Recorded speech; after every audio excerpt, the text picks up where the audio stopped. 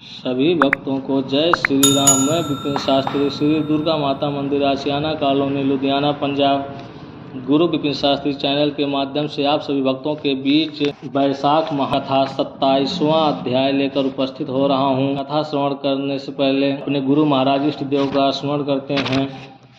मंगलम भगवान विष्णु मंगलम गरुड़ध्वज मंगलम पुंडरीकाक्षाम मंगलाय तनो हरि। मैथिल कहने लगे कि वैशाख मास में कौन सी तिथियां अत्यंत पुण्य कारक हैं, उसमें क्या क्या दान करना चाहिए और किसने इनको प्रख्यात किया। तब श्रुतदेव जी कहने लगे कि वैशाख मास की सब तिथियां अत्यंत उत्तम हैं। प्रत्येक तिथियों में किया गया दान कई गुना फल देने वाला है। संपूर्ण तीर्थ करने से जो फल प्राप्त होता है वैसा ही फल एक एक तिथि में स्नान, दान, तप, होम, पूजन आदि से प्राप्त होता है। कथा श्रवण करने से तत्काल मुक्ति मिलती है। रोगी तथा पीड़ित भी इस कथा के श्रवण से कृतकृत्य हो जाते हैं।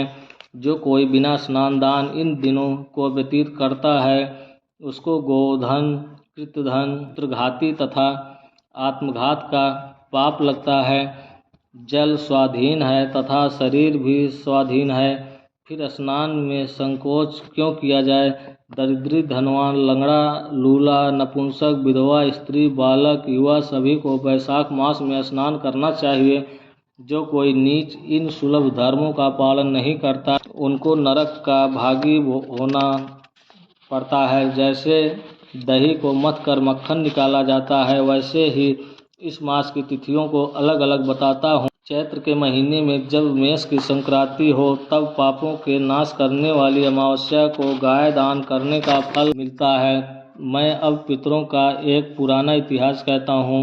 जब पृथ्वी पर स्वर्ण मनवंतर का राज्य था, 30वें कलयुग के अंत में जब सारे धर्म नष्ट हो गए, उस समय अनर्त देश में धर्मवर्ण नाम का एक ब्राह्मण हुआ।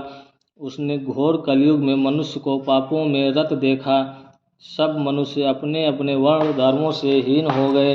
तब वह ब्राह्मण महात्माओं के सत्रयज्ञ देखने के लिए पुष्कर क्षेत्र गया। वहाँ पर ऋषि मुनि शास्त्रोनुकूल कथाओं का वर्णन कर रहे थे। कोई कोई कलयुग की प्रशंसा भी कर रहे थे कि सतयुग में भगवान 1 वर्ष की तपस्या से प्रसन्न होते हैं, त्रेता में 1 मास और द्वापर में 1 पक्ष में, परंतु कलयुग में उससे 10 गुना फल प्रभु के स्मरण से हो जाता है। कलयुग में थोड़ा सा पूर्ण कर्म भी बहुत अधिक फल देता है। जो दया, पूर्ण, दान, धर्मादि कुछ भी नहीं कर सकते उनके लिए केवल हरि नाम उच्चारण ही उत्तम है। जो अकाल में अन्न दान करते हैं वो वैकुंठ को जाते हैं। वहाँ पर जब यह प्रसंग हो रहा था तो नारद जी एक हाथ से शीशन और दूसरे हाथ से जिह्वा पकड़कर उन्मत्त की तरह खूब हंसने व नाचने लगे।